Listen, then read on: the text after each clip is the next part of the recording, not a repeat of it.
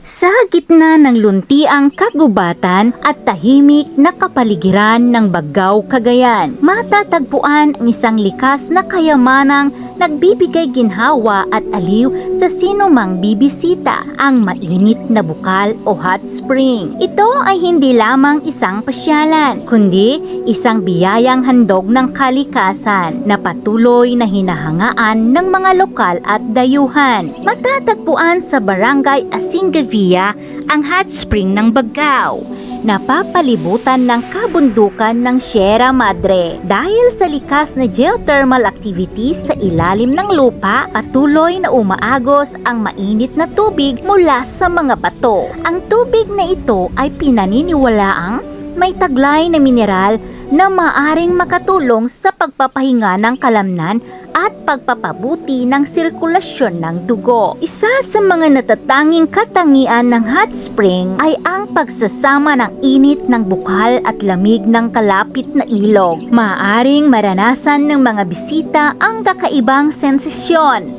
Paglipat mula sa mainit patungo sa malamig na tubig, isang natural na spa na bihirang matagpuan sa ibang lugar. Higit pa sa pisikal na ginhawa, ang pagbisita sa hot spring ay nagbibigay rin ng kapayapaan ng isipan.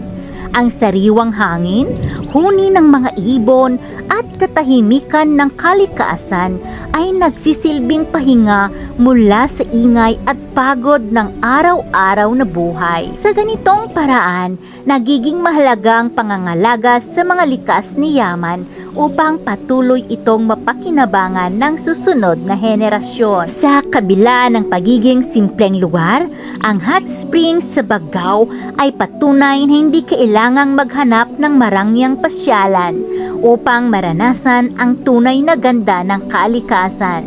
Sa bawat pagdaloy ng mainit na tubig, tila pinapaalala nito ang kahalagahan ng pagpapahinga, pag-aalaga sa sarili at pagpapahalaga sa mga biyayang ating tinatamasa.